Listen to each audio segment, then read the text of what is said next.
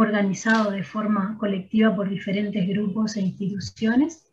Y bueno, la idea del curso es un poco la continuidad de otro curso que hace 2 años también dictamos aquí en el CURE, un curso de arqueoastronomía, que en esa ocasión invitamos a un colega español, especialista en los temas arqueoastronómicos también, y junto con ese curso y el que ahora va a dictar Alejandro, la idea es como abrir, ¿no? Abrir este campo interdisciplinar, este campo de investigación desde distintas miradas, digamos, y por eso también van a ver que en este curso hoy tenemos intereses e interesados de distintas disciplinas.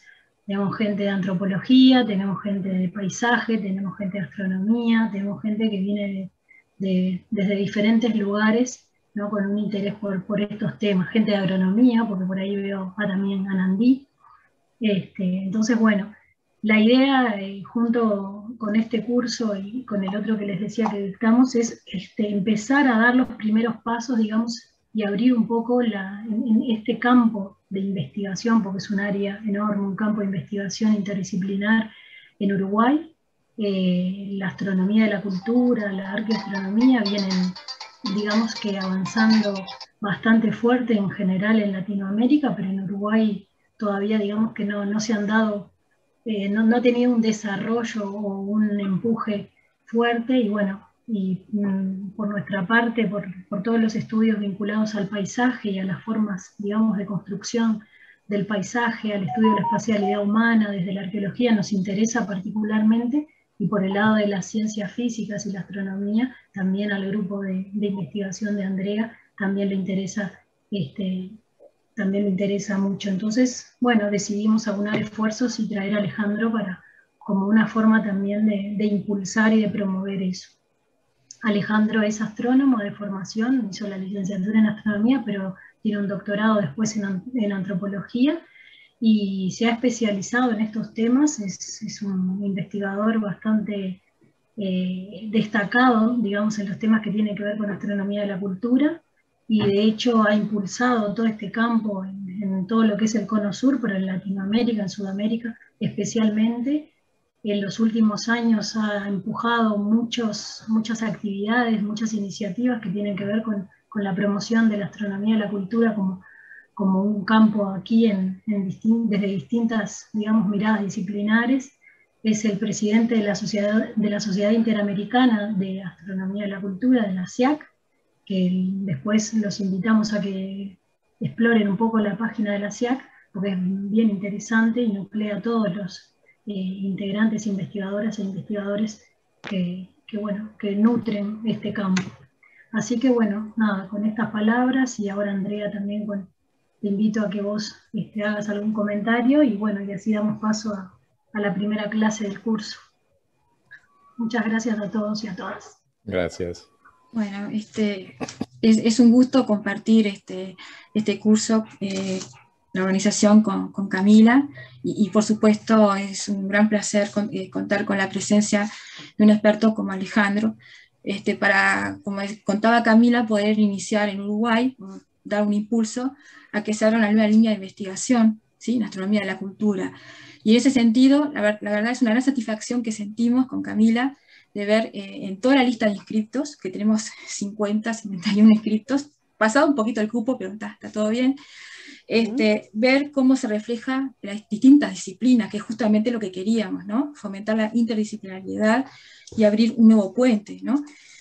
Tenemos, por ejemplo, 14 estudiantes de posgrado de la Facultad de Humanidades y Ciencias de la Educación, 4 estudiantes de posgrado de la Facultad de Ciencias, que están haciendo la maestría en astronomía, 5 estudiantes de la licenciatura en astronomía, y también contamos diversas formaciones, muchos profesionales, por ejemplo, docentes del planetario de Montevideo, profesores de educación secundaria en astronomía, tenemos también profesores universitarios de Facultad de Ingeniería, por supuesto profesores del CURE, y tenemos gente más en la parte técnica, tecnólogos en diseño, y después tenemos estudiantes también de la licenciatura en gestión ambiental, diseño de paisaje, ciencias agrarias, manejo costero, o sea, se están reflejando un montón de disciplinas, ingeniería, en toda la lista de inscriptos. También tenemos una maestra de primaria, y bueno, la verdad que ha sido una gran satisfacción tener toda esta variedad, ¿no?, de disciplinas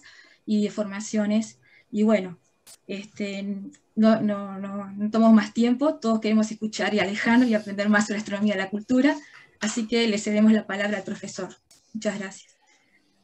Muchas gracias. Bueno, bienvenidos a todas, a todos. Para mí es una gran alegría que podamos por fin concretar este curso. Estoy muy contento con la iniciativa de Camila, de Andrea, con toda su gestión de este largo proceso. Lamentamos muchísimo que no pueda ser presencial, no faltará oportunidad, ya haremos una versión presencial. Ustedes saben que obviamente es otra cosa, pero no queríamos que siguiera pasando el tiempo y teníamos ganas de empezar a charlar sobre estos temas. Así que estoy muy contento de que podamos estar juntos en este encuentro. Nos van a llevar unas cuantas clases, la idea es hacer algo informal, tranquilo, donde podamos charlar, conversar, preguntar, así que el que tenga alguna duda, prende su micrófono y hace la pregunta, no hay ningún problema. Y un poco la idea es introducirlos a este campo interdisciplinario, contarles un poco de qué se trata, contarles algunas de las herramientas metodológicas, de las experiencias que ya hay en otros lugares y de lo que hemos aprendido a lo largo de las décadas que lleva la astronomía en la cultura, y estimularlos para que se interesen, para que quieran investigar en estos temas, para que si no son investigadores, pero están interesados en aprender de estos temas y en difundirlos, para que también puedan hacerlo. Y nada, y para integrarlos también a una red de personas que trabajan en todos estos temas en toda América Latina y en el mundo, que siempre es lo importante, ¿no? Lo que hemos encontrado como crucial. No trabajar solos, no volver a inventar la rueda una y otra vez, sino trabajar en colaboración, en contacto con otros. Así que bueno, para empezar, que vamos a hacer el intento de compartir pantalla, que siempre tiene su trabajo. Entonces, yo ahora voy a pasarlo a pantalla completa y ustedes me dicen si se ve la presentación como debe. ¿Se ve ahí entera? ¿En grandote? Sí, se ve, Alejandro. Perfecto. Perfecto. Muy bien, muy bien. Bueno, entonces, en este curso de Introducción a la Astronomía Cultural, vamos a empezar hablando de el cielo, el conocimiento y la sociedad.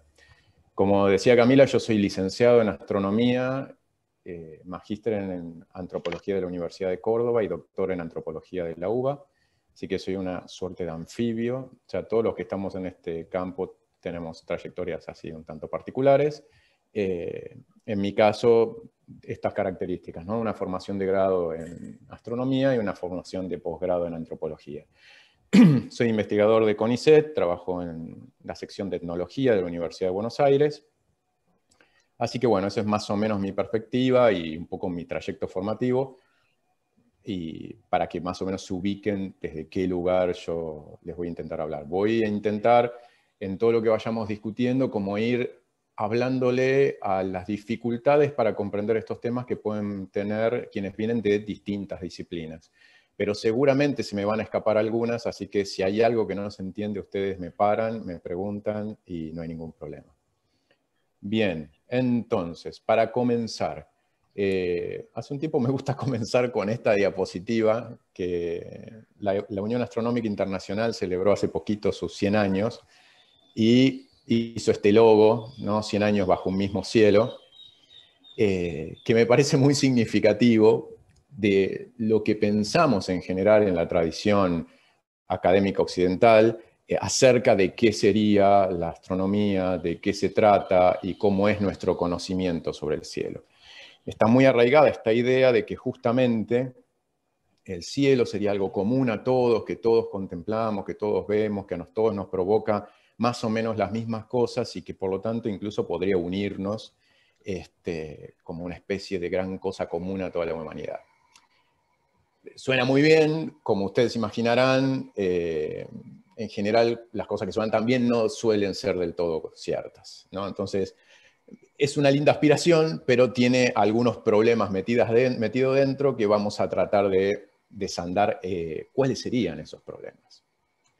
Entonces, esta idea de que el cielo es algo que está ahí, obviamente, igual para todos y que nos genera lo mismo, la podemos ver en innumerables documentales, textos, introducciones de textos astronómicos, mensajes periodísticos, periodismo científico.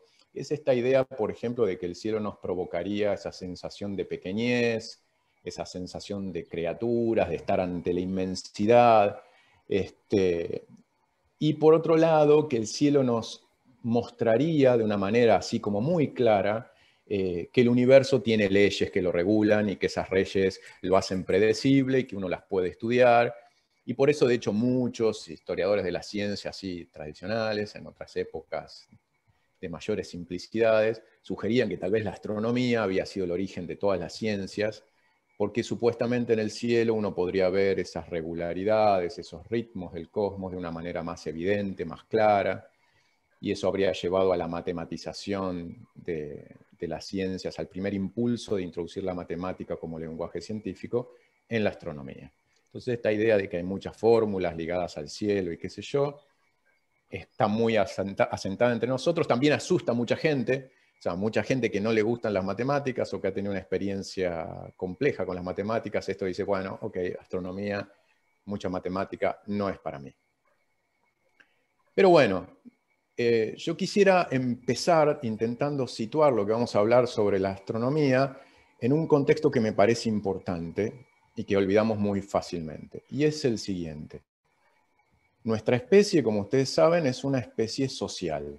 De hecho, obviamente no somos la única especie social, y es más, nuestra especie viene de especies que ya eran sociales. Es decir, la sociabilidad es una parte importantísima de nuestros mecanismos de adaptación y de supervivencia. Y nuestro cerebro se desarrolló, se constituyó como tal y evolucionó bajo la presión del medio como tal en este contexto social. Es decir, podríamos decir que el cerebro es como la gran herramienta evolutiva humana es un poco incompleto si pensamos en el cerebro individual. En realidad es el cerebro pensado como parte de una interacción con otros miembros de nuestra especie que también tienen sus cerebros y pensado como una herramienta de comunicación, concertación, estructuración de planes y de mecanismos de supervivencia. O sea, como herramienta evolutiva, digamos, un cerebro aislado mucho no sería la representación de lo que nos ocurre. Sin embargo, es frecuente, y en Occidente desde hace mucho tiempo, esta idea de que habría un estado de naturaleza del ser humano individual y que luego vendría la sociedad como a regularlo, ¿no? Como a ponerle pautas, a ponerle límites. Bueno, puede usted de Rousseau a Hobbes y quienes quieran hacia atrás, en la tradición occidental está muy instalada esta idea, pero podríamos decir que somos sociales incluso antes de ser humanos, así que este carácter social en el cual nuestros cerebros están concebidos es muy importante. ¿Y por qué es muy importante? Porque el conocimiento que construimos sobre el mundo, las especies sociales, es un conocimiento que tiene como limitaciones o como estructuras que lo conducen, no solo aquellas cuestiones del mundo extramental que nos ponen ciertos límites, ¿no? O sea, si yo, por ejemplo, decido imaginar que los camiones no hacen nada, bueno, eso dura hasta que cruzo una calle y un camión me atropella. Y entonces descubro que, aunque haya imaginado otra cosa, los camiones son un tanto perjudiciales para la salud. Pero no solo son esos los límites que tiene lo que podemos pensar sobre el mundo. También hay otro marco, que es el hecho de que lo que pensemos sobre el mundo tiene que estar en comunicación, ser compartido y lograr convencer a nuestros congéneres. Si yo no los logro convencer de que los lobos que nos encontramos en el bosque pueden ser peligrosos, no importa cuán acertada la naturaleza de los lobos sea mi idea, bueno, si no lo logro convencer, no va a funcionar. Entonces, no solo tiene que ver con que nuestros pensamientos puedan entrar en un intercambio fluido con los mundos extramentales, sino que el mundo social en el que vivimos tiene que de alguna manera aceptar eso que nosotros estamos proponiendo.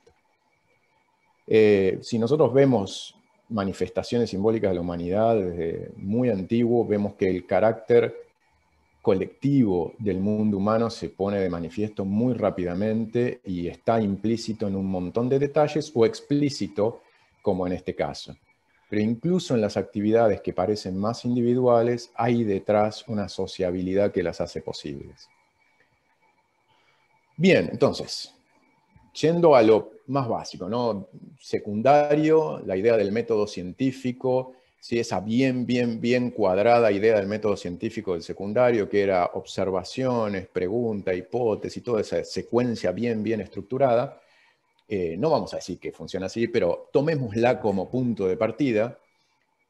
El punto inicial de esa secuencia era la percepción, ¿no? O sea, yo observo algo.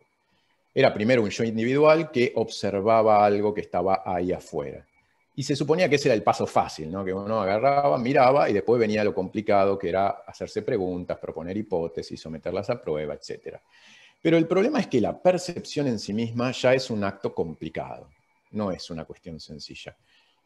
Un primer nivel de complejidad es que la percepción depende del aparato perceptual en términos físicos y fisiológicos. Es decir, no da lo mismo tener ojos facetados o ver en ultravioleta, o ver en infrarrojo, o ver en el espectro visible, ¿sí? O sea, no da lo mismo. Uno no observa los mismos patrones, las mismas regularidades, porque simplemente no detecta las mismas señales. Entonces podemos ver acá arriba a la izquierda una flor, vista a la izquierda en ultravioleta, como la vería una abeja, pongámosle, es una reconstrucción de lo que podría estar viendo una abeja, y la mitad derecha como la estamos viendo nosotros en luz visible. O, como vemos abajo a la derecha, una imagen facetada por los múltiples ojos facetados de un insecto, una reconstrucción de cómo podría ser esa imagen integrada. O todavía más abajo a la izquierda, cómo estaría mirando un camarón a un congénere en luz polarizada. Imagínense si nosotros viéramos en luz polarizada, ¿qué cosas habríamos imaginado sobre el mundo? ¿Cómo hubiéramos construido nuestra idea del mundo si viéramos en luz polarizada? O si todas nuestras ideas estuvieran alrededor del sentido del oído, o tuviéramos sensores electromagnéticos como los tiburones o algunos peces. O sea, el mapa del mundo que nos construiríamos sería bastante diferente.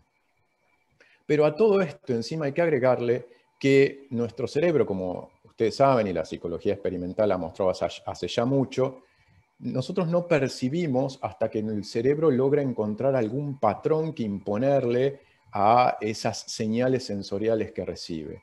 O sea, si el cerebro no logra encontrar ningún patrón de organización, en general lo que se produce es un estado de confusión y la persona incluso puede sentirse físicamente descompuesta, ¿no? Cuando se hacen esos experimentos que hace esta gente en la psicología experimental, uno puede llegar a tener ganas de devolver, etcétera, porque es cuando esos estímulos carecen de un patrón reconocible de algún tipo por el cerebro. Y esos patrones, que como ya vamos a ver, vienen muchas veces estructurados en grandes complejos a los que llamamos cosmovisiones, pero que incluyen también niveles más sencillos como metáforas, modelos, imágenes mentales, estructuran fuertemente nuestra idea del mundo en el que vivimos. Entonces, por ejemplo, si yo les muestro esta imagen que tenemos acá, ¿qué dicen ustedes que estamos viendo acá? Acá pueden decirme qué les parece que estamos viendo. Un eclipse. Un eclipse. Bien, a ver, esperen, hay cosas en el chat que no logro ver. Un eclipse. Bueno, entonces, varias personas acá están diciendo que estamos viviendo un eclipse y, como ustedes saben, tenemos entre nosotros astrónomos y gente que viene de las ciencias naturales, así que muy posiblemente algunos de ellos sean de este grupo. Ahora, si uno mira con cuidado la imagen, lo primero que va a advertir es que estas imágenes, ningún ser humano las puede haber visto tal cual como están ahí. No son imágenes que un ojo humano hubiera captado si uno fuera alguna de estas personas que está acá, abajo. No sé si ven la flechita que yo estoy moviendo. ¿Sí? Perfecto. Entonces, si nosotros fuéramos alguna de estas personas, no veríamos lo que aparece en esta imagen. ¿No? Porque acá vemos un anillo amarillo que quienes dicen que esto es un eclipse seguramente habrán identificado como un aro del disco solar en una situación de eclipse anular. Pero fíjense, si ustedes miran el color del cielo, la luz del paisaje, la zona oscura, todo acá, con esta visión del eclipse, esto es imposible contemplarlo a simple vista. De hecho, esta es una imagen que saqué yo en 2017 en el sur de Argentina, en el eclipse anular que hubo en el sur de Argentina, usando uno de esos anteojos para observar eclipses y poniendo la cámara de mi celular mitad dentro del anteojo y mitad fuera. De hecho, ahora que yo les digo esto, podrán notar que esto blanco de acá es el cartón del anteojo. Lo que está negro arriba es lo que se ve a través del anteojo y lo que está por debajo de lo blanco es lo que se ve por fuera del anteojo. Es decir, esta es una imagen construida con una lente de un aparato a través de un filtro, un cartón, después nada. Y sin embargo, algunos de ustedes fueron capaces de identificar perfectamente la situación porque sabían qué esperar, porque saben que este es un curso de astronomía cultural, porque tienen vistas imágenes de eclipses, y entonces, por un montón de datos, construyeron una interpretación de esta imagen. Una imagen que si a mí me la dan así cruda y yo no tengo esos marcos de referencia, diría acá hay algo muy extraño. Entonces, este hecho de que nosotros tenemos marcos implícitos que todo el tiempo estamos poniendo en juego a la hora de entender lo que observamos y construir nuestras propias percepciones, es algo que pasa todos los días, ¿sí? No hace falta una cosa muy esotérica, una observación muy compleja. Nuestras observaciones cotidianas, más nimias, más elementales, están profundamente tejidas con este mecanismo. Esperen que, para que pase, tenemos que... Ahí está. Entonces, la percepción no es un acto simple. Percibimos usando esquemas cognitivos previos que están articulados en lo que ya vamos a ver, que llamamos cosmovisiones, y esos esquemas cognitivos están modelados no solo biológicamente, sino también socialmente. Y nuestra experiencia general del mundo está socialmente construida. Si ven ahí la nueva imagen, eso que ven ahí, ¿qué es? ¿Qué se está viendo en esa imagen?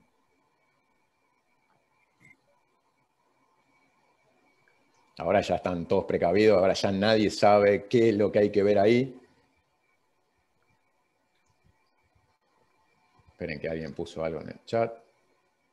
Dice, eclipse por proyección a través del colador. Siempre es bueno porque en nuestras audiencias siempre tenemos gente experta en estos temas. Entonces, efectivamente ahí lo que se está viendo es la proyección de una fase parcial del eclipse a través de un colador de fideos, y lo que se observan son como medialunitas brillantes. Ahora bien, en este lugar, observando este eclipse, había más o menos unas 2.000 personas. De hecho, había, yo diría, unos 200 o 300 astrónomos profesionales de todo el mundo que habían venido para ver este eclipse. Y muchas de las personas que observaron esto no sabían qué era lo que había que mirar ahí. Y la pregunta era, ¿qué hay que ver?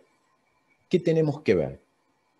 De hecho, les comento una infidencia, yo de chico jugaba en la cocina con las ollas y jugaba a proyectar la luz solar en los muebles con las ollas, porque hacen unas formas muy particulares, y de hecho jugaba con el colador de metal que había en la cocina, pero jamás había advertido, y de hecho no lo advertí hasta muy grande, y yo diría hace, pongámosle, 10 años, que cuando uno saca un colador de estos al sol un día cualquiera, observa circulitos de luz que de hecho son el disco solar. O sea, el colador está funcionando como el orificio de una cámara oscura, la luz del sol está entrando por ese orificio y si tengo después un lugar, una pared, una superficie de proyección, lo que veo es el disco solar. Es decir, si esto lo hacíamos un día sin eclipse, veíamos todos circulitos. Pero cuando vi esos circulitos, en las innumerables veces de mi vida que los habré visto, jamás se me ocurrió imaginar que esos circulitos eran algo, que esos circulitos representaban algún tipo de patrón particular.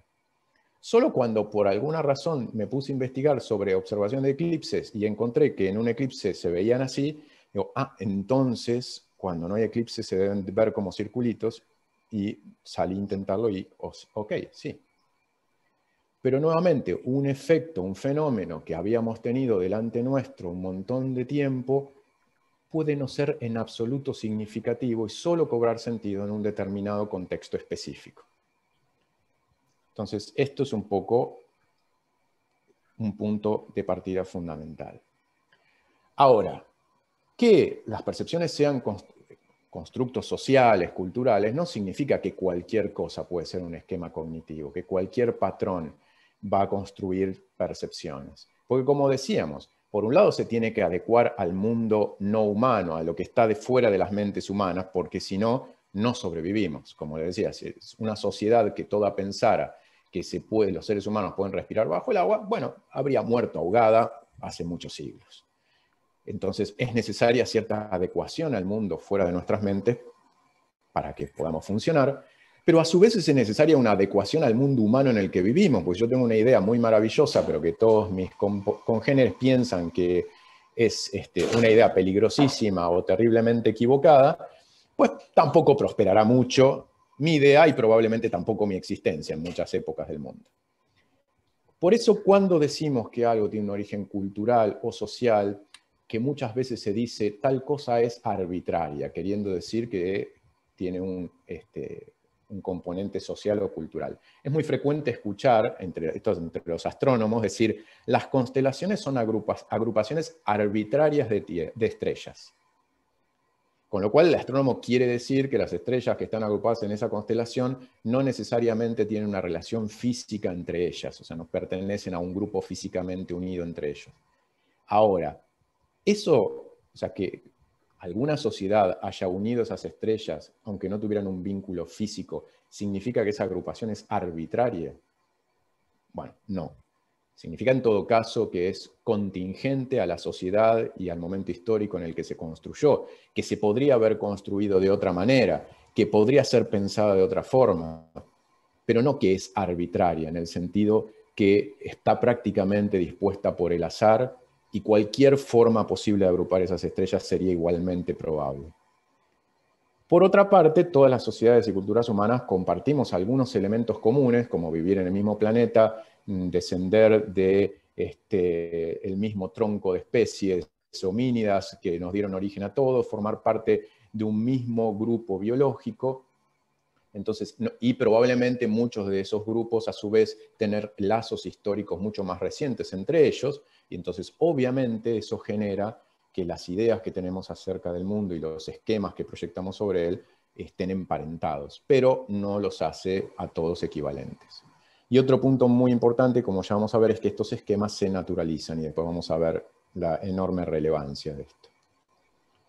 Y otra cuestión que me parece importante destacar es que la percepción siempre incluye importantes elementos afectivos.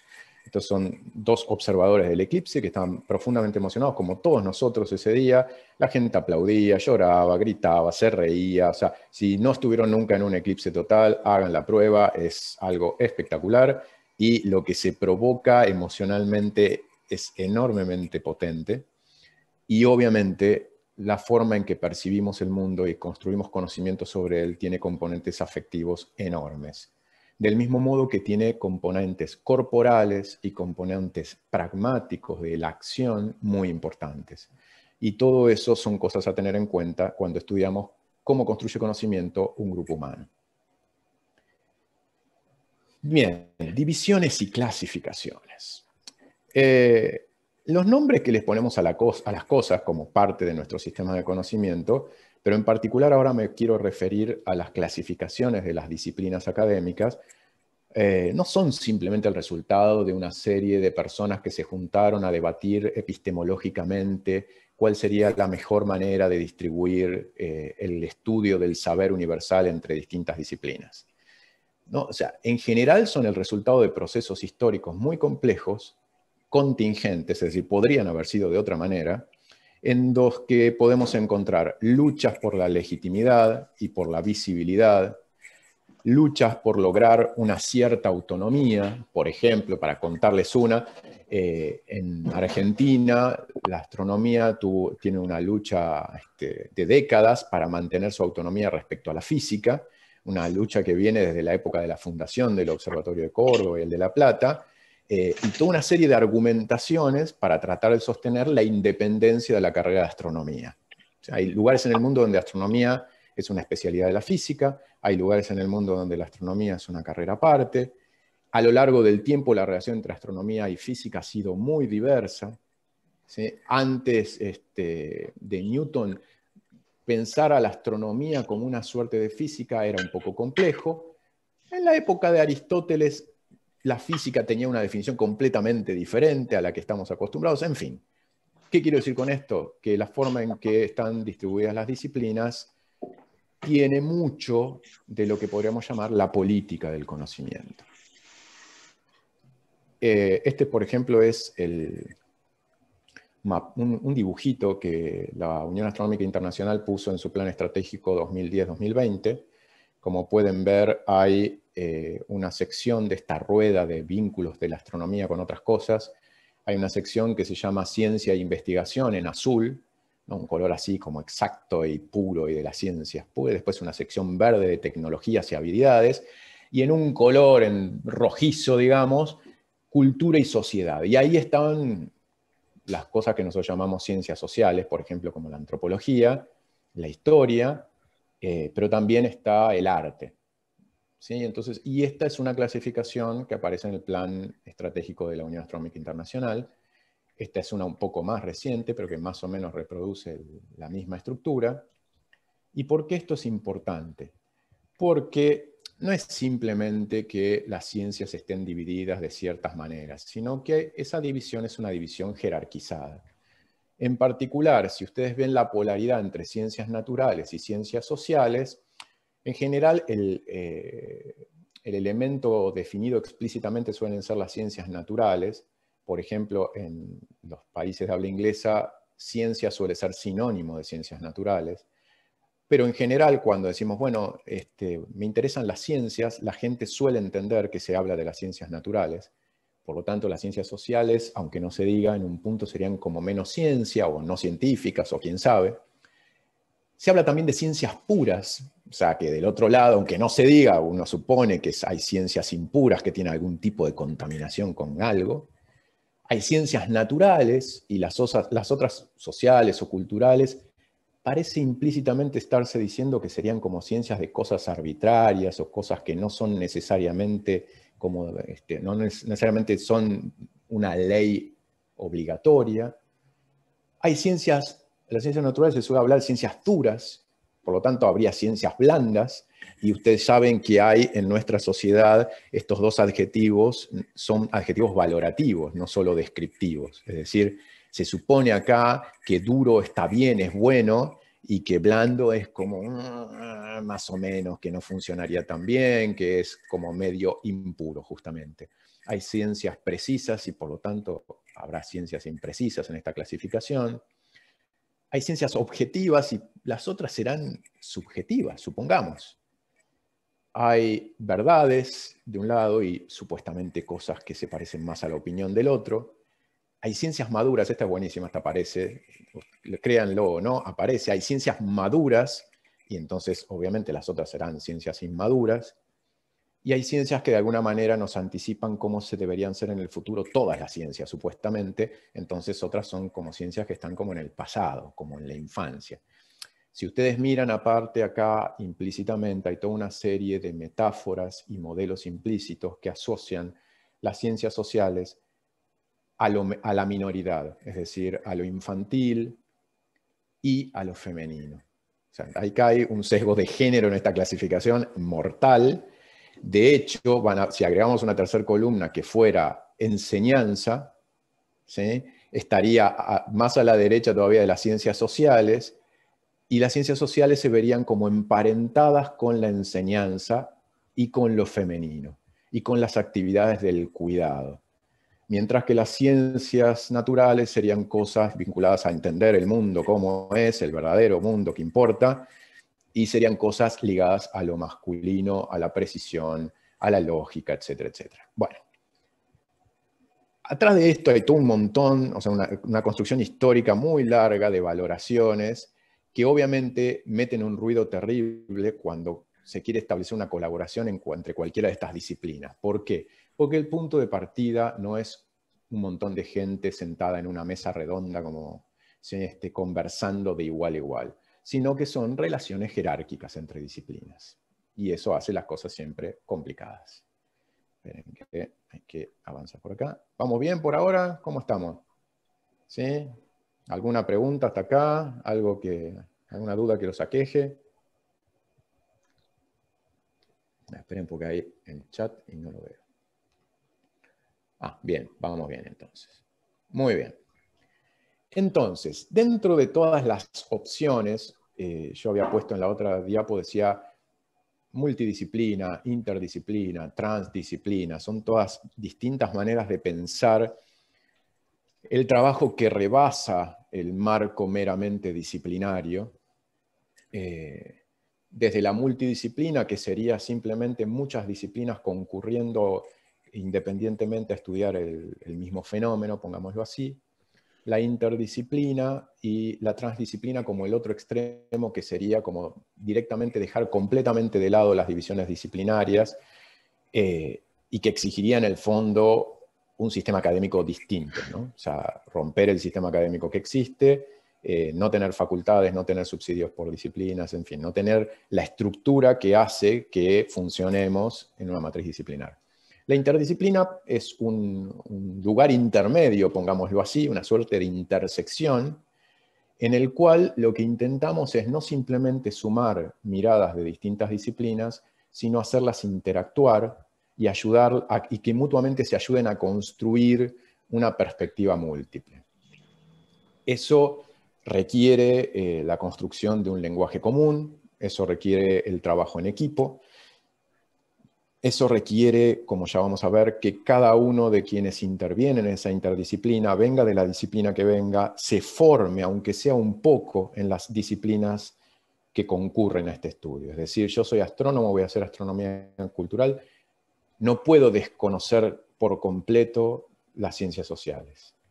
Yo soy antropólogo, sociólogo, voy a hacer astronomía cultural, no puedo desconocer por completo la astronomía. No puedo agarrar y suponer que porque voy a trabajar en un equipo donde hay astrónomos, entonces, bueno, pues no me hace falta estudiar nada de astronomía, o como soy un astrónomo que voy a participar en un equipo donde hay antropólogos, bueno, no importa que yo no sepa nada de la antropología. Es necesario la formación mutua, es muy importante, y sobre todo es muy importante para construir ese lenguaje común, que implica siempre deconstruir el lenguaje de la propia disciplina. O sea, aprender a desarmar el sentido común de la disciplina de la que uno viene. Que es un trabajo enorme, porque uno, justamente, si algo hace la formación disciplinar, es paciente y laboriosamente, durante 5, 6, 10 años, construir en nosotros un sentido común de la disciplina que nos permite jugar el juego de la disciplina de manera intuitiva casi. Bueno, desnaturalizar, desarmar eso, darnos cuenta que podría ser de otra manera, lleva un trabajo importante. Otro punto importante para la astronomía cultural como interdisciplina es que es una interdisciplina, efectivamente, pero como vamos a ir viendo, su objeto de estudio son hechos sociales. Es decir, la astronomía cultural no estudia Júpiter. En todo caso, estudia cómo los seres humanos han tratado de entender eso que llamamos Júpiter, o piensan o se relacionan con eso que llamamos Júpiter. Por lo tanto, lo que estamos tratando de entender son hechos sociales. ¿Sí? Y eso significa que no vamos a poder evitar, aunque vengamos de la astronomía o de la física o de la ingeniería o de la arquitectura, estudiar y estar al tanto de los debates de las ciencias sociales, de sus métodos y de sus teorías, porque vamos a estudiar esencialmente hechos sociales, que tienen que ver con el cielo, pero son hechos sociales. Dicho sea de paso, la astronomía cultural es una interdisciplina que históricamente ha estado dominada por gente de la astronomía y las ciencias naturales. Y ustedes acá encontrarán el primer problema histórico que hemos tenido en el campo, que es justamente el largo trayecto hasta descubrir que, ups, pues resulta que lo que estamos estudiando son hechos sociales, así que vamos a tener que prestar más atención a las teorías de las ciencias sociales. Dentro de la astronomía cultural, que es un paraguas muy amplio, hay distintas subáreas, como la etnoastronomía, la arqueoastronomía, cierto tipo de historia de la astronomía, cierto tipo de educación astronómica, cierta forma de concebir el turismo astronómico o el patrimonio astronómico. ¿Qué formas? Aquellas que justamente partiendo del hecho de que el conocimiento sobre el cielo es un conocimiento social y culturalmente construido, tienen una perspectiva que desde ahí intenta pensar la educación en astronomía, la historia de la astronomía, etc. Entonces no es que cualquier libro de historia de la astronomía está hecho en una perspectiva de la astronomía cultural. Algunos que tomen en cuenta esto lo estarán. Por eso, a mí me gusta decir que la astronomía cultural sería interesante pensarla como una perspectiva. Es decir, como una manera o una serie de maneras combinadas o concertadas de mirar. Que no se trata tanto de buscar como fragmentos de nuestra astronomía, esa de la que estamos acostumbrados, la de nuestra propia cultura, en otras astronomías, ¿no? Y entonces descubrir qué bien estos babilónicos al final más o menos le invocaban al ciclo de los eclipses, que tampoco es encontrar el contexto cultural de una cierta astronomía, o no solamente eso, sino que es un poco más fuerte, es pensar a las astronomías como productos socioculturales. Y cuando digo astronomías, digo todas las astronomías, incluyendo la astronomía académica occidental, que también es un producto sociocultural, como la propia astronomía cultural, si vamos al caso, como todo lo que hacemos. Esperen que cuando no lo toco un rato, esto se duerme. Ahí está. Esperen, si me saltaron. Ahí está. Bueno, esto, a ver, se lo pongo como un resumen de la historia del campo para que más o menos tengan una idea. Les cuento. La columna central, como resume las grandes etapas, y las columnas laterales ahora se las explico. Entonces, vamos a hablar de la astronomía cultural desde que más o menos empieza como a pensarse a sí misma como una empresa académica. Tenemos un proceso de surgimiento doble, ¿no? Por un lado, la tradición que va a desembocar en lo que se llamó después la tradición verde, que surge del estudio de las construcciones egipcias y de los megalitos europeos, un poco también de los templos griegos, y que en general surge de los estudios que hacía en sus momentos de vacaciones y año sabático Lockyer, un astrónomo muy conocido, y algunos que lo sucedieron. Entonces, cuando estaba de vacaciones, cuando no tenía mucho que hacer en su trabajo astronómico habitual, el tipo paseaba por el Mediterráneo y se encontraba unos templos griegos, unas pirámides, los megalitos europeos, y ahí, qué simpático esto. Esto puede ser que tenga algo que ver con la astronomía. Y veía a ver qué encontraba. En paralelo, en Mesoamérica, ¿sí? en toda la región habitada por los pueblos mesoamericanos antiguamente, como aztecas, mayas, olmecas, etc., sobre todo de la mano de algunos astrónomos y físicos europeos que estuvieron de paseo por México, que se empezaron a interesar en los materiales astronómicos que había en las crónicas de los españoles de la conquista de México, empezaron a pensar en qué se podría decir sobre las astronomías de aztecas y mayas. Más o menos para la misma época, fines del siglo XIX, principios del siglo XX. Sin embargo, fue la tradición, y a eso se lo va a llamar tradición marrón, perdón, después, porque es una tradición que, como había mucho material contextual, escritos de cronistas, inscripciones, etc., era en general estudios que se basaban en una enorme evidencia de contextos. Esas prácticas astronómicas estaban en un contexto en general ritual y en un contexto social del que se tenían unos cuantos datos. En el otro caso, sobre todo en lo que tenían que ver con los megalitos, que fue lo que rápidamente se transformó en el centro de la tradición verde, no había contexto en ese momento. El contexto arqueológico del megalitismo europeo para esa época era escaso. Los que llevaban adelante estos estudios no leían arqueología, así que el contexto que había ya trabajado por arqueólogos tampoco lo conocían. Y esta rama verde llevó para los años 60 a la fundación de lo que se llamó en aquella época astroarqueología. Ahí aparecieron autores como Hawkins, Alexander Thom, Fred Hoyle, la mayor parte provenientes de la astronomía, la física, la ingeniería, algunos de las matemáticas, y que empezaron a escribir libros interpretando en particular Stonehenge, ¿no? Ese gran monumento megalítico europeo, y ¿no? Stonehenge como una gran calculadora astronómica que predecía de todo, desde eclipses, las fases lunares, todo lo que usted quiera lo tenía en Stonehenge. Esto generó una enorme controversia con los arqueólogos y peleas enormes durante toda la década de los 60 y primera parte de los 70, que llevó a un gran descrédito para este tipo de estudios, porque los arqueólogos, con justa razón, estaban indignados de que quienes hacían estos trabajos no habían leído nada de la arqueología, de lo que ya se conocía sobre Stonehenge. Entonces, eso fue el inicio de un periodo un tanto oscuro para la disciplina, pero a su vez había problemas metodológicos porque entre quienes trabajaban en Mesoamérica con mucho contexto y quienes trabajaban en Europa con poco contexto empezaron a haber disputas entre cuál era la metodología apropiada. Para los años 70, Ruggles en Europa y Aveni en Estados Unidos trabajando en México, empezaron a unificar un poco el panorama metodológico de cada lado del charco, proponiendo una metodología que en el caso de Mesoamérica, liderada por Aveni, era fuertemente contextual y apoyada en las evidencias de los cronistas, en la naciente epigrafía maya, etc. Y del lado europeo, Ruggles encontró como un método para superar la falta de contexto apelar a la estadística. Es decir, no analicemos estructuras únicas como Stonehenge, que no podemos comparar con nada, sino analicemos estructuras más pequeñas, parecidas, donde a lo mejor tenemos 100 tumbas de cierto tipo o 200 estructuras de cierto tipo, donde podemos hacer un análisis estadístico y ver si esas supuestas alineaciones que aparecen son significativas o son pura casualidad.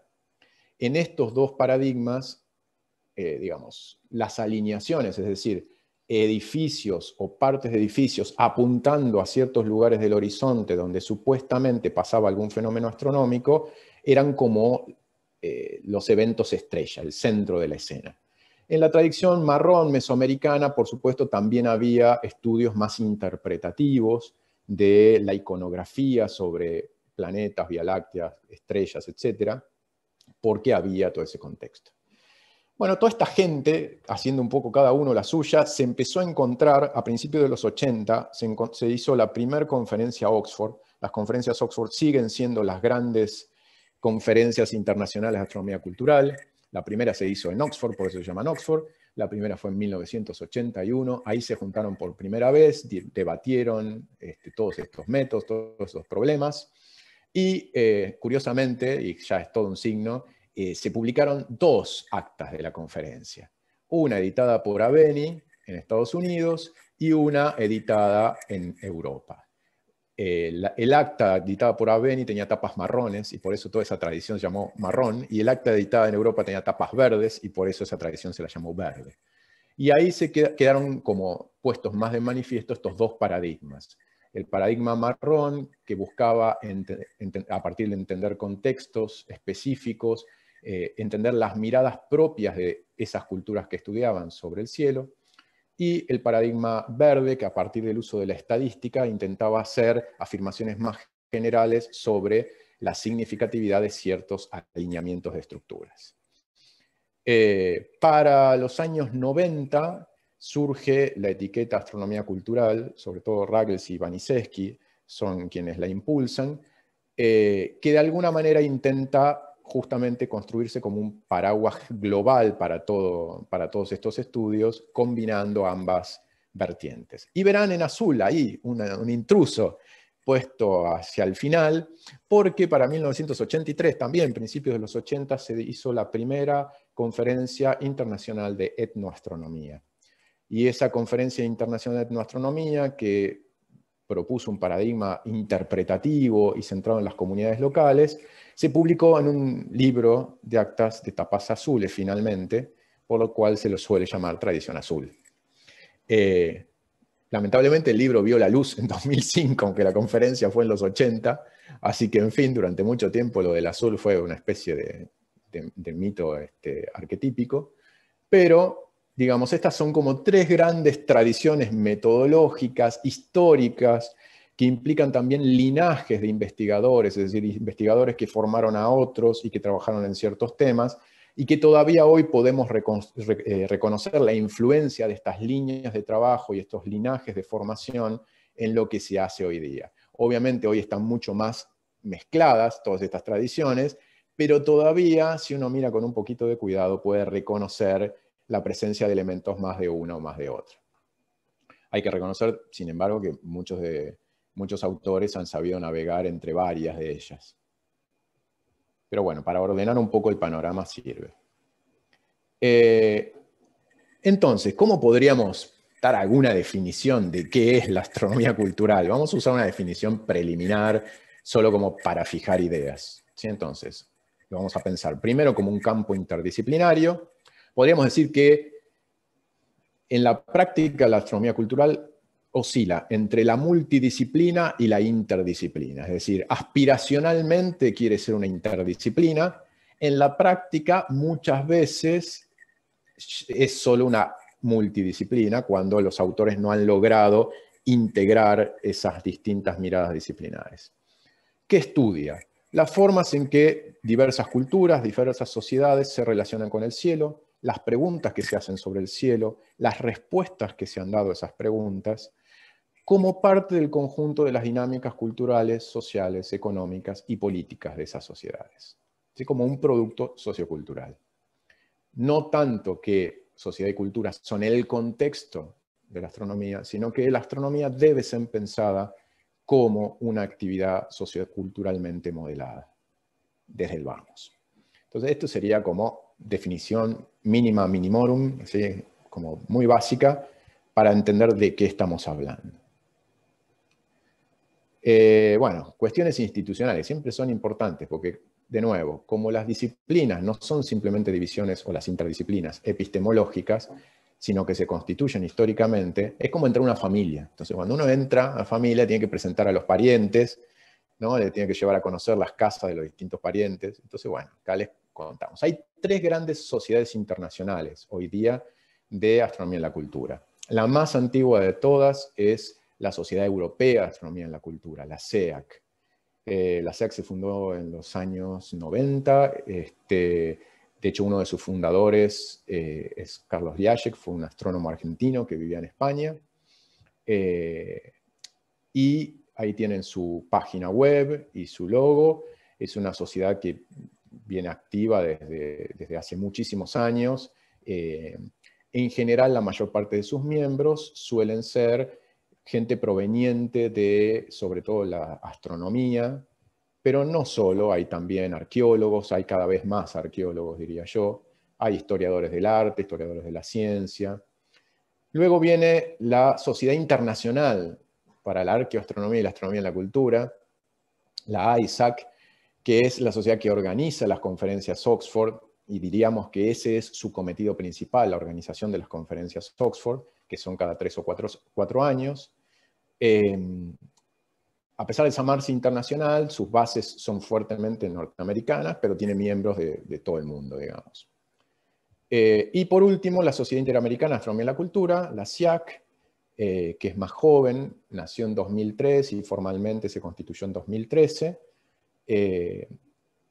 que, digamos, es la que nuclea a los investigadores, sobre todo de América Latina, pero en general que trabajan sobre América. Y estas son como las tres grandes sociedades internacionales. Ahí tienen sus páginas web. Después yo igual les voy a dejar el PDF de este PowerPoint, así que ustedes pueden ver las páginas web, ir a visitarlas, etc. Bien, revistas, porque siempre, ¿dónde leo cosas? ¿Dónde leo cosas? ¿Dónde publico cosas? Bien, vamos a hablar de revistas con referato, es decir, revistas donde se publica con un nivel académico razonable y donde los artículos se someten a la evaluación de referís. La más antigua de las revistas con referato en activo es el Journal de History of Astronomy. Originalmente la arqueoastronomía tenía un suplemento propio dentro de este journal, pero desde creo 2003 ya se publican los artículos como en el cuerpo central del journal.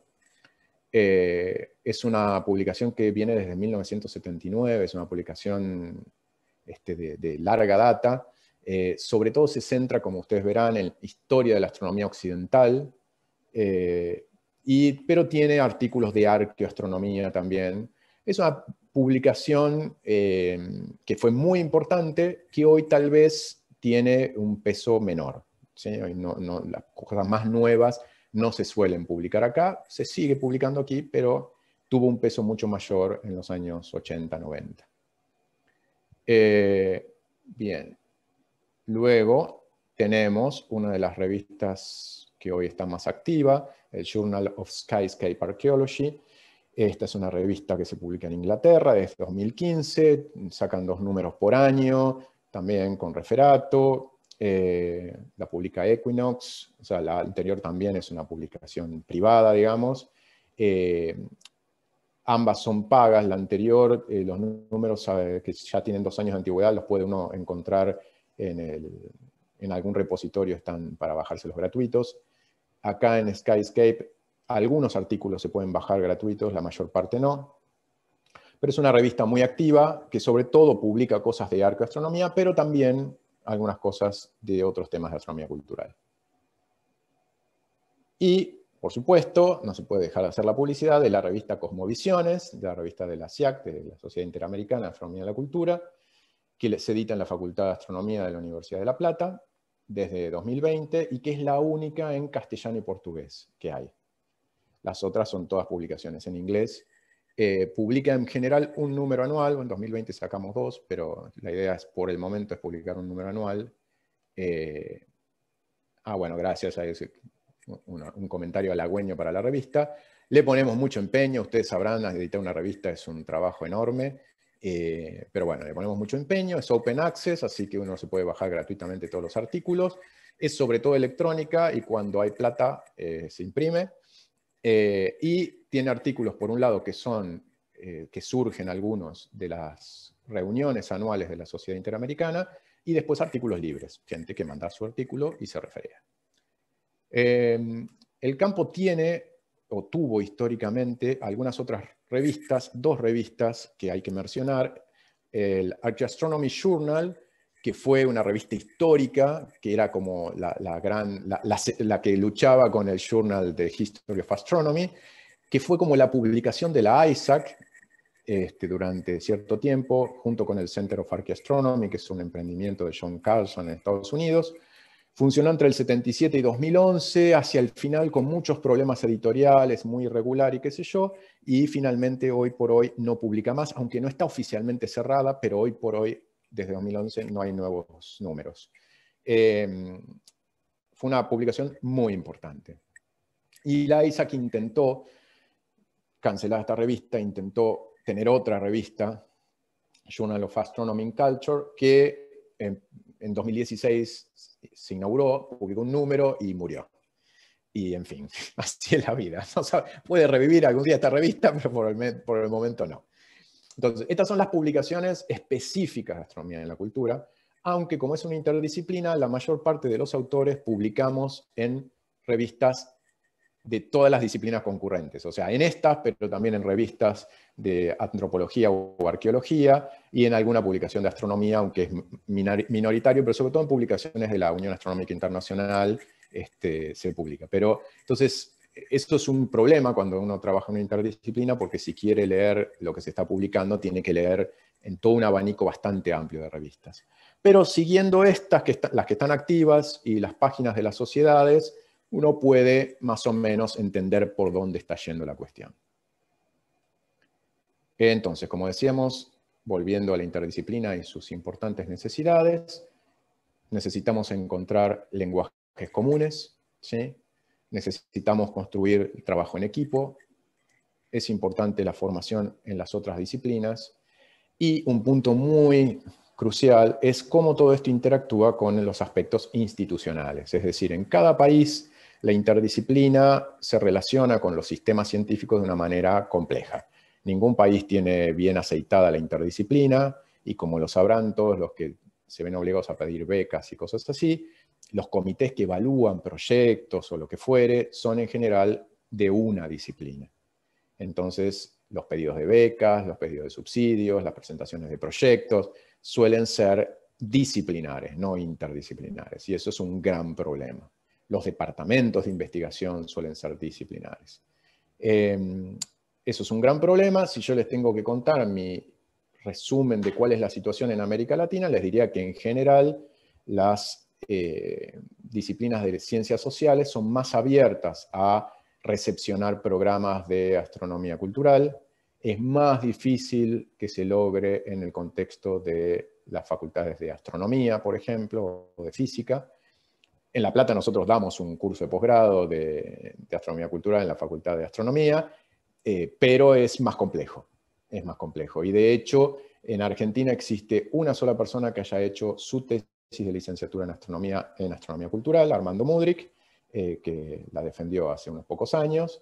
Y existen muchas más tesis de doctorado, incluso en antropología, y sobre temas de astronomía cultural. Y ese yo diría que es el panorama general en América Latina. En algunos lugares hay institutos de historia de la ciencia, como en Brasil, donde las cosas se pueden acomodar, en otros en facultades ligadas a la antropología o a la arqueología, pero ese es, digamos, como el ámbito institucional más simple. Bien. Hasta acá, preguntas, ¿cómo venimos? Bien. Ok. Entonces, como yo les decía, a ver, esperen que tenemos ahí. Bien, bien, muy bien. Ah, bien, ok, pensé que era alguna pregunta. Bárbaro. Entonces, como les decía, la astronomía cultural estudia esencialmente hechos sociales, ¿sí? Hechos sociales. Entonces, eso nos obliga a tener que tener muy en cuenta la teoría y el debate en antropología, sociología, ciencias cognitivas, en fin, todas las disciplinas de las ciencias sociales concurrentes a la comprensión de los hechos sociales. Y por lo tanto nos obliga a problematizar y a preguntarnos por ciertas categorías que quienes vienen de las ciencias naturales suelen dar por sentadas como obvias, como por ejemplo la idea, ¿qué es la identidad? ¿Qué es el cuerpo? ¿Qué es la persona? ¿Qué es el espacio? ¿Qué es el territorio? ¿Qué sería una cosmovisión? ¿Qué sería una cosmología? ¿Qué es un rito? ¿Qué es un mito? Lógicas de la práctica, la oralidad, en fin. Todas estas cosas que en general quienes vienen de las ciencias naturales utilizan como palabras autoevidentes que no requieren ningún esclarecimiento particular, o incluso ciertas prácticas implícitas, como por ejemplo escribir, yo voy a hacer un artículo sobre la astronomía charrúa. Ok. ¿Quiénes son los charrúas? ¿Qué es lo charrúa? ¿Cómo se definiría eso? O sea, ¿cuáles serían los límites o alcances de esto como identidad?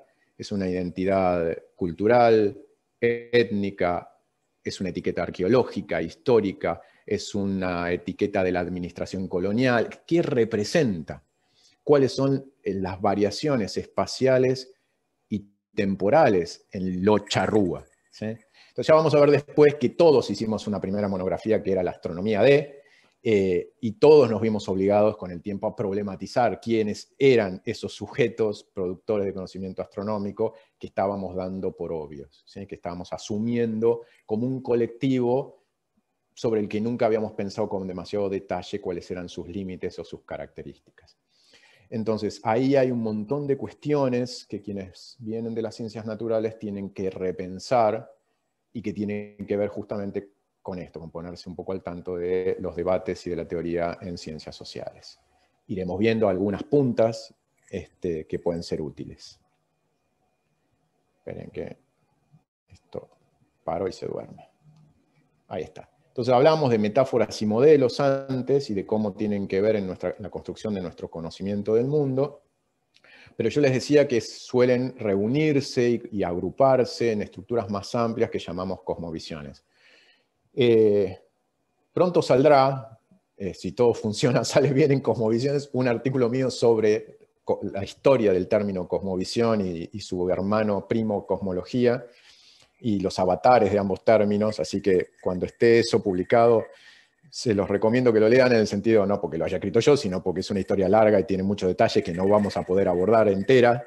Son términos con una historia larguísima, pero yo les voy a proponer alguna versión sintética y una manera de usarlos y de pensarlos que entiendo yo es útil.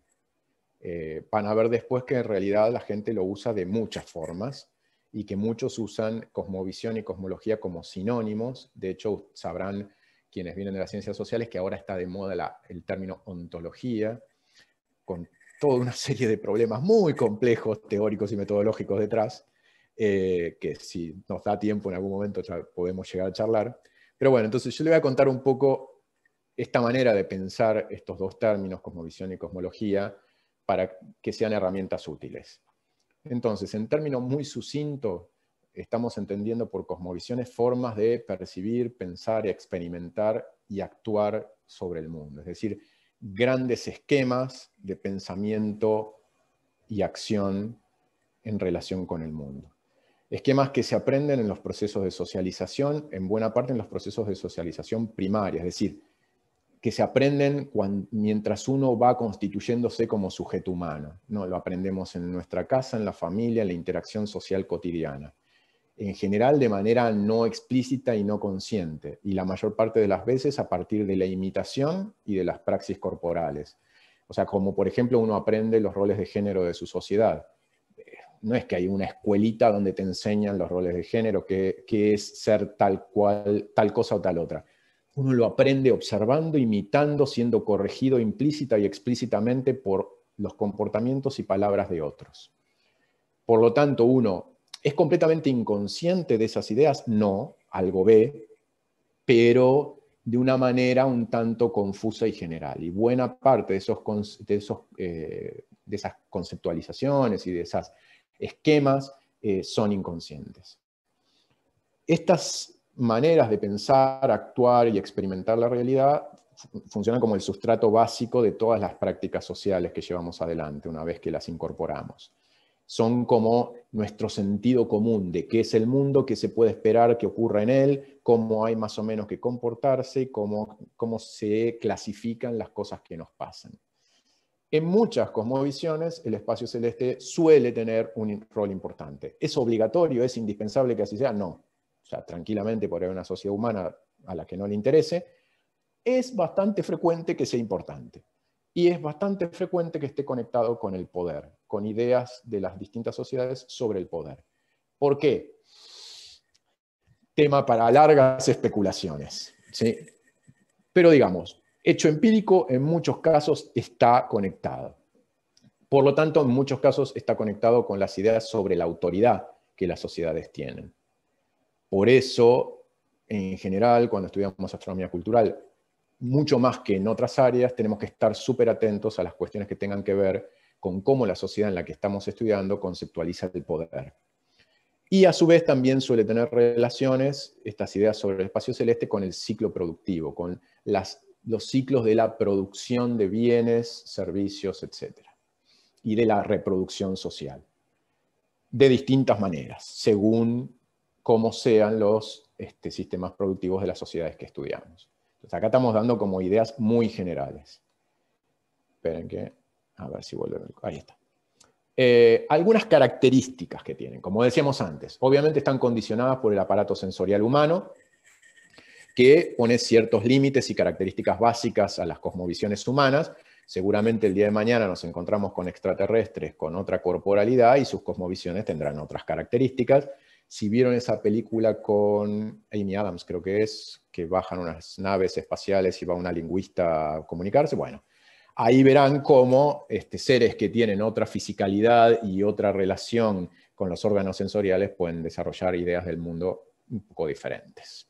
Pero bueno, seres humanos más o menos tenemos cosas en común, pero no son tan restrictivas que haya una única manera de pensar, percibir y experimentar el mundo compatibles con esas limitantes físico-biológicas. Hay muchas. Y a su vez, otra cosa que está ahí actuando como marco son justamente los patrones socioculturales previos. Segundo, el carácter social del conocimiento y el hecho de que necesitamos o buscamos que el conocimiento que estamos construyendo sea pensado o sea aceptado como legítimo por los otros miembros de nuestra sociedad, y que cumpla con los regímenes de verdad que son aceptados. Es decir, una de las cosas que contiene una cosmovisión son ideas acerca de qué es verdad y qué es falso, o en todo caso incluso, cómo se sabe si algo es falso o algo es verdadero. Eso es lo que llamamos un régimen de verdad. Entonces, ¿cuáles serían los requisitos que algo debe cumplir para que sea considerado verdadero o falso? ¿Sí? Entonces, ¿cómo se pueden estructurar los conocimientos? ¿Cuándo se los acepta como verdaderos? Y la obtención efectiva de ese reconocimiento, que es lo que llamamos legitimación, ¿no? Es decir, que las autoridades cognitivas de la sociedad en cuestión digan, sí, sí, correcto, este conocimiento está bien. Entonces, eso también hace que no sea posible que cualquier cosa constituya una cosmovisión en una cierta sociedad en un cierto momento del tiempo. Bueno, como ustedes saben, en determinado momento del tiempo, ciertas ideas o ciertas propuestas más o menos explícitas eran rechazadas o podían traer consecuencias serias, hoy día también. Entonces, esto también son restricciones a el margen de maniobra que tiene una cosmovisión. Otro punto importante, no implica solo un conjunto de respuestas sobre cómo es el mundo, sino que también y sobre todo formula el tipo de preguntas que nos vamos a hacer sobre el mundo. Los métodos con los que nos vamos a preguntar, los criterios de verdad con los que vamos a decidir si algo es cierto o no. ¿Sí? Entonces, una cosmovisión es como el marco general con el cual nos enfrentamos al mundo. Y otro punto muy importante es que las cosmovisiones mismas son construcciones históricas y sociales. Es decir, no vienen flotando en el aire. Y otro punto importante es que no existe punto neutro, es decir, ningún conocimiento que construyan los seres humanos está por fuera de algún tipo de supuestos. Por lo tanto, cuando miramos los conocimientos de otra sociedad y su cosmovisión, no la estamos juzgando o no podemos juzgarla en abstracto como si estuviéramos parados en algún lugar fuera del universo y del universo humano. Lo hacemos siempre desde el lugar existencial y cognitivo en el que estamos parados, desde nuestra propia cosmovisión. Y eso es un asunto importantísimo. Por lo tanto, ¿podemos resolver los supuestos ontológicos y metafísicos que hay detrás de cualquier manera de pararse ante el mundo? No. No tenemos las herramientas, ninguna disciplina científica tiene las herramientas para resolver eso. En determinado contexto, ante determinados intereses y necesidades, cierta cosmovisión y las teorías resultantes de ella pueden resultarnos más efectivos y útiles y parecernos más correctas para esos intereses, para esas circunstancias, para esas necesidades. Para otros intereses, otras circunstancias y otras necesidades será diferente. Por lo tanto, eso se lo dejamos a los filósofos, a los teólogos o a quien sea que tenga alguna forma de conocimiento que pueda llegar o pretenda llegar a superar las limitaciones de que lo que estamos haciendo es tratar de conocer el mundo desde adentro del mundo. Por lo tanto, siempre estamos parados en algún lado. Así que, ¿puede ser una decepción? Tal vez, pero bueno, así es la vida. ¿Qué le vamos a hacer? No podemos conocer todo. Nuestro conocimiento tiene ciertas limitaciones de base. Otro punto importante de las cosmovisiones es que tienden a naturalizarse, como el agua para el pez. Si algo tienen las cosmovisiones es que las pensamos como obvias, como completas, como nada, lo que cualquier ser humano con dos dedos de frente pensaría sobre el mundo. La mayor parte de sus contenidos ni siquiera están tematizados, es decir, si alguien viniera y nos preguntara, bueno, a ver, mi hijo, cuénteme, ¿cuál es su cosmovisión? ¿Qué dice su cosmovisión sobre tal cosa? ¿Qué sé yo? No sé. No, por eso el trabajo etnográfico de entender las cosmovisiones y sus lógicas es complejo, porque no es que uno va, le pregunta a alguien y esa persona saca una lista y dice, bueno, mire, mi cosmovisión me dice, y empieza a recitar. En general no funciona así. Las damos por obvias, suponemos en toda interacción que nuestros interlocutores piensan lo mismo, y la mayor parte de las veces lo suponemos sin ni siquiera plantearnos que lo estamos suponiendo. Lo damos por obvio, ¿sí? Perdón, entonces, bueno, no enloquezcas. Entonces, esto es un punto muy importante muy, muy, muy importante porque nos obliga a estar en un estado de vigilancia permanente a quienes investigamos estos temas para deconstruir lo que estamos dando por supuesto a la hora de hacernos preguntas sobre los supuestos de otros. Otro punto muy importante es que las diversas cosmovisiones no están aisladas, porque las sociedades humanas no están aisladas, y siempre están conectadas a las estructuras sociales y sobre todo al poder. Por lo tanto, en el orden global contemporáneo, este es un mapita donde están los países, digamos, dibujados con superficies proporcionales a su peso en el intercambio cultural y económico global. Entonces, obviamente, ese intercambio no es un intercambio igualitario, es un intercambio jerarquizado, ¿sí? Y por lo tanto, las comparaciones entre cosmologías y sus vínculos no son simplemente diálogos multiculturales, así como en los 80 nos querían hacer creer que se sientan de nuevo todos en una mesa a charlar sobre lo lindo de la diversidad. Diversidad, como ustedes saben, en el mundo real viene acompañada de desigualdad. O sea, la diversidad está atravesada por relaciones de poder. Y por lo tanto, lo que hay es luchas por la legitimidad, si estamos hablando del conocimiento, de ciertas formas de conocer por sobre otras, en un escenario dado donde ciertos actores tienen más poder para imponer sus formas que otros. Y eso es así como funciona el mundo en todos los aspectos, en el conocimiento y en el conocimiento sobre el cielo también. O sea, esto no es, digamos, que pase, o sea, no estamos diciendo nada raro para otros ámbitos de la vida, todos nosotros sabemos más o menos esto para todos los ámbitos de la vida, pero por algunas razones no casuales, cierto tipo de conocimientos como el conocimiento astronómico o el matemático se supone que quedarían como al margen de todo esto, ¿no? Como que serían paraísos en los cuales no se metería la desigualdad del poder. Bueno, no funciona así. Todo lo que hacemos los seres humanos está atravesado por estas variables. Entonces, yo les decía que les iba a proponer un uso de estos términos, cosmología, cosmovisión, un uso, que me parece útil, que me parece interesante. Y que obviamente no es que lo inventé yo, está sostenido en una tradición de estos términos. En general se los usa de manera confusa, muchas veces como sinónimos. Yo les propongo pensarlos como polos de una gradación continua, ¿sí? Donde cosmovisión estaría más cercano a esos saberes inconscientes incorporados por el hacer cotidiano, para que quienes conocen un poco la teoría de Bourdieu podamos pensar en las lógicas de la práctica y en el hábitos de Bourdieu. Y la cosmología se refieren a elaboraciones más explícitas y sistemáticas, es decir, a más una suerte de sistemas conceptuales explícitamente elaborados. Obviamente ambas están atravesadas por la historia y la sociedad, ambas están condicionadas por las lógicas y las instituciones sociales concretas de cada sociedad concreta. En ambas se dan luchas simbólicas y hay distintas tradiciones y subtradiciones, pero estamos en polos de un continuo. Tanto más diferenciada estará cosmologías de cosmovisiones.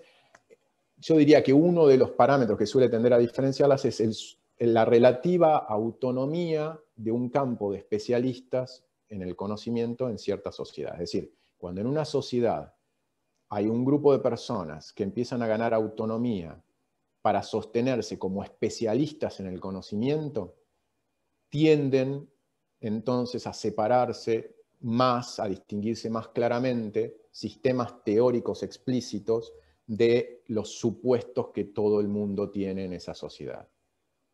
Cuanto menos diferenciados y menos autonomía relativa tienen esas instancias de especialistas, más cercanos están estos dos polos.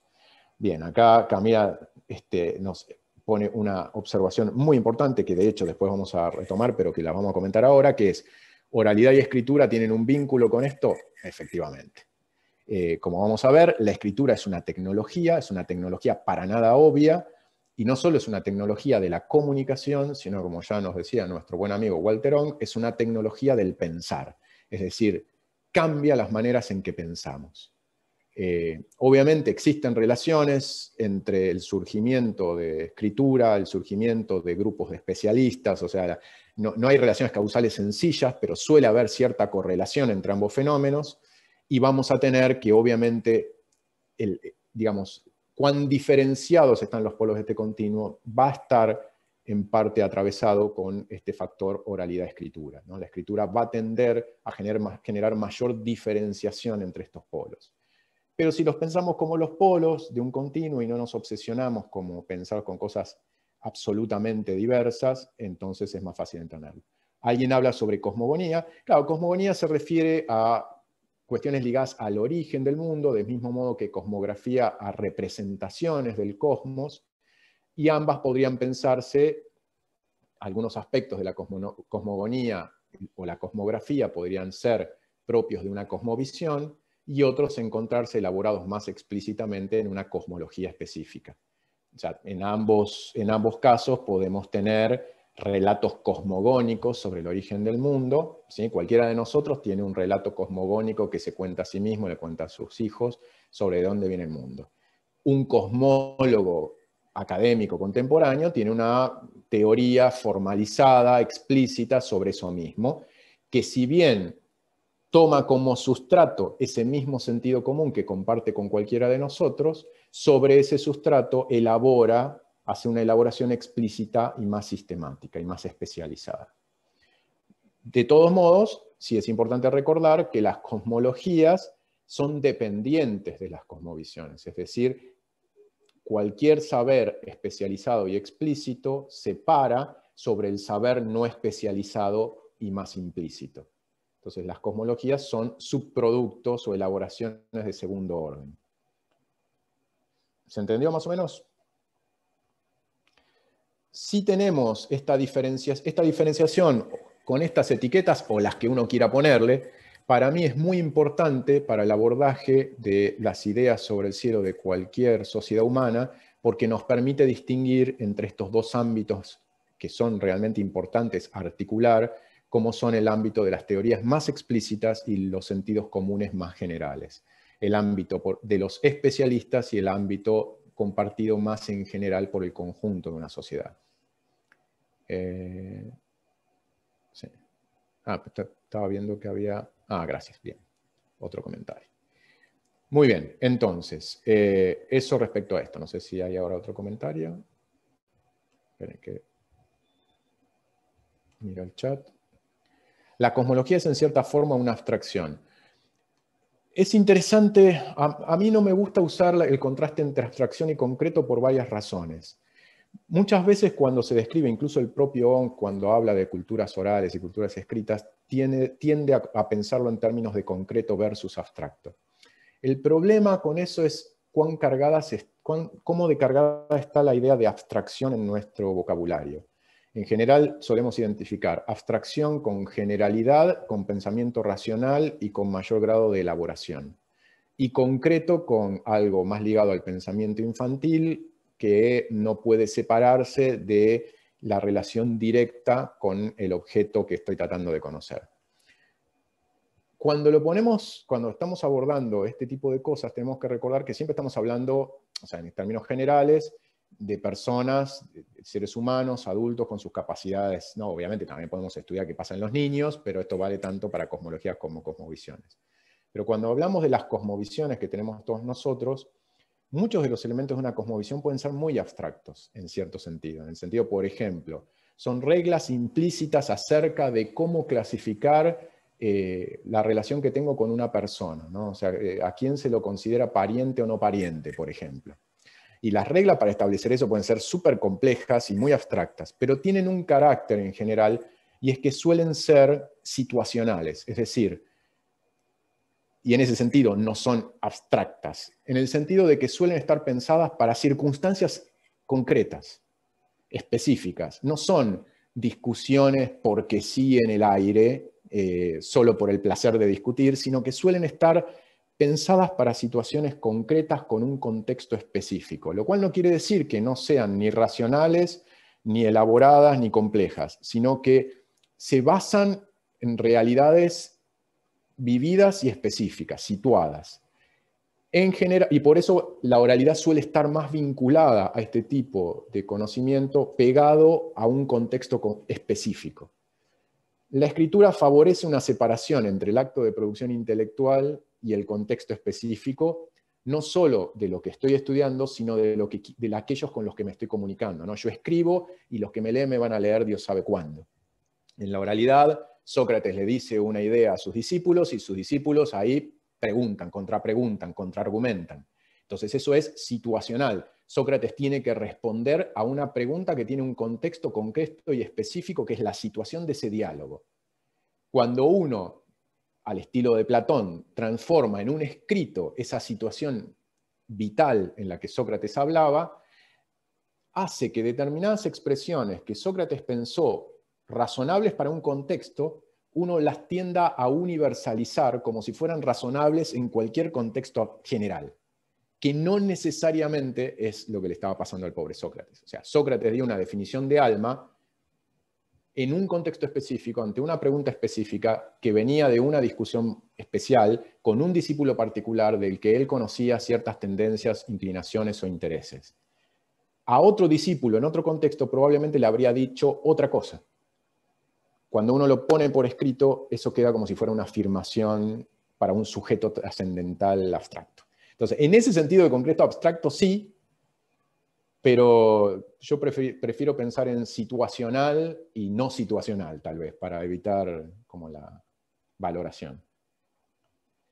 ¿Qué es entonces un cosmólogo? Supongo que sería, ¿no? Porque la pregunta que aparece es. Un cosmólogo sería una persona a la que consideramos hasta cierto punto especializada en la producción, en un cierto contexto social y cultural, de teorías acerca del conjunto de lo real.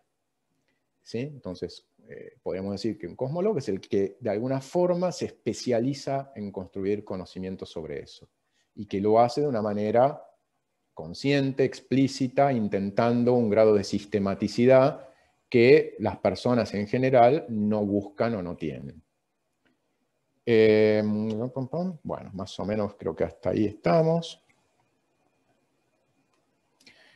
Entonces, todos estos sistemas de ideas y prácticas sobre el cielo, los más explícitos y los menos explícitos, y esto es un punto fundamental, constitutivamente son incompletos y cambiantes. ¿Qué quiero decir? No es que son incompletos por accidente, porque no se llegaron a terminar.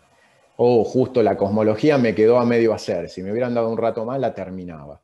Son incompletos constitutivamente, porque nunca terminó de hacerse ninguno de ellos. Siempre son como proyectos en proceso de construcción, y a su vez son proyectos en proceso de construcción que a su vez van cambiando el proyecto a medida que se van construyendo. Piensen en una ciudad. Una cosa es una ciudad ideada como el que pensó la ciudad de La Plata. No había nada, le dieron la oportunidad de idear algo desde cero, y un montón de plata toda junta, y de pronto pudieron construir buena parte de lo que el tipo había imaginado en 4 años. O sea, esas son situaciones muy artificiales, muy poco comunes. En general, cualquier proyecto de construcción de un sistema de conocimiento se parece más a una ciudad viva, ¿no? Piensen que yo, Montevideo, Buenos Aires. Hay un plan, o hay una serie de planes urbanos que se van ideando, definiendo, intentando llevar a la práctica, pero mientras se van intentando llevar a la práctica, como lleva un montón de tiempo, en el medio las ideas cambian y el plan empieza como a cambiar. Entonces sí vamos para acá, pero después vamos para allá, y después vamos... Entonces, las únicas ciudades que uno puede imaginar como respondiendo a un plan preconcebido entero, y que son ciudades, ya digo, se hicieron en 4 años, un solo tipo con un montón de plata y que tuvo la suerte de que se pudiera hacer todo tal cual, pongámosle. Pero la mayor parte de las situaciones no funcionan así. Los sistemas de conocimiento sobre el cosmos tampoco. Ni los más implícitos ni los más explícitos. O sea, ninguna teoría cosmológica explícita está constitutivamente completa y nunca cambia. O sea, ustedes pueden decirme, la teoría del Big Bang. Bueno, gran ejemplo. Desde que se formuló la hipótesis en primera mitad del siglo XX hasta hoy, infinitos cambios. ¿Está terminada? No. ¿Va a estar terminada alguna vez? No. O sea, las teorías no se acaban, y las teorías son cambiantes e incompletas constitutivamente. Por otro lado, los sistemas de conocimiento desde los cuales se producen esas ideas están siempre metidos en la dinámica social general. ¿Y qué grado de autonomía tiene el campo específico de quienes producen conocimiento de la sociedad en general varía mucho de sociedad en sociedad, pero nunca es absoluto. Es decir, en nuestra sociedad occidental, los científicos han logrado un cierto grado de autonomía respecto al campo de la política, por ejemplo. Pero no es un grado de autonomía absoluta, porque de hecho dependen de fondos y de instituciones que dependen del campo de la política. Entonces, si no nos dan plata para cierta línea de investigación, no se puede investigar por más autonomía del campo científico que haya. Porque esa autonomía es siempre relativa. ¿Qué grado de autonomía tenían los especialistas en distintas sociedades? Hay que estudiarlo concretamente. Y es vital entender qué grado de autonomía tenían, respecto a qué, y cómo interactuaban con otras instancias e instituciones sociales para entender cómo era que se producía ese conocimiento, quién lo producía, cómo se valoraba y para qué se usaba. No podemos presuponerlo, hay que mirarlo en cada caso. Esto hace que si vamos a estudiar las cosmologías de X sociedad, no podemos desentendernos de su estructura de gobierno, de su sistema religioso, de su producción económica, porque todo eso nos va a permitir entender el contexto en el cual y el grado de autonomía que tenía el campo de construcción de conocimiento. Y un dato que habría que tener en cuenta es que cuanto más importante sea el cielo para una sociedad, cuanto más bolilla le den al cielo en esa sociedad, más probable es que el poder esté metido diciendo cosas sobre ese tipo de conocimiento. Si a una sociedad el cielo le parece importantísimo, casi seguro que el poder va a tener algo que decir al respecto. Le va a importar. ¿Sí? Va a interesarle quién dice cómo es ese cielo y quién regula los vínculos con ese cielo. Entonces eso es como, si quieren, una especie de pista para tener en cuenta. Entonces si ustedes están estudiando una sociedad donde el cielo se revela muy importante, más atención van a tener que prestar a los vínculos con el poder. Bien, ¿cómo estamos hasta acá? ¿Cómo venimos? Bien. Bien. ¿Sin inconvenientes? Sí, bien. Perfecto. Entonces, dado que justo terminamos este bloque acá, Cami, si te parece, podríamos tal vez adelantarlo del video para que después no nos quede corto el tiempo. Dale, me parece. Entonces, Eso. les cuento, vamos a hacer un pequeño ejercicio antes del recreo. O sea, vamos a hacer una parte ahora, después tenemos el pequeño recreo y volvemos y hacemos otra parte. Yo les voy a dar para que vean ahora un video que dura 16 minutos. ¿Sí? Para que lo miren, de un youtuber que me encanta, buenísimo. No es estrictamente sobre astronomía, pero la idea es que lo intenten vincular con sobre lo que estuvimos discutiendo de las relaciones entre conocimiento y sociedad. Ustedes miran el video, que dura unos 16 minutos, ahí se van a hacer las 4 de la tarde, porque son 4 menos cuarto. Nos tomamos un recreo de 20 minutos, y entonces 4:20 y media arrancamos así puntual, nos volvemos a juntar. Y cuando arranquemos, ahí enseguida los voy a poner a trabajar en grupo para que discutan un poco ese video y después lo discutamos entre todos en plenario. ¿Sí? Entonces, ahora, video, en el link ese que puso Cami, lo miran, a las 4 se toman un recreo, 4:20 entran de nuevo y media ya la separa un grupo. ¿Sí? Perfecto, espectacular. Si de paso tienen algunas preguntas, qué sé yo, ya la van anotando, así cuando hacemos el plenario las podemos discutir. Bueno, yo diría entonces que pueden entonces ahora partir a mirar el video. Tomen el link del chat.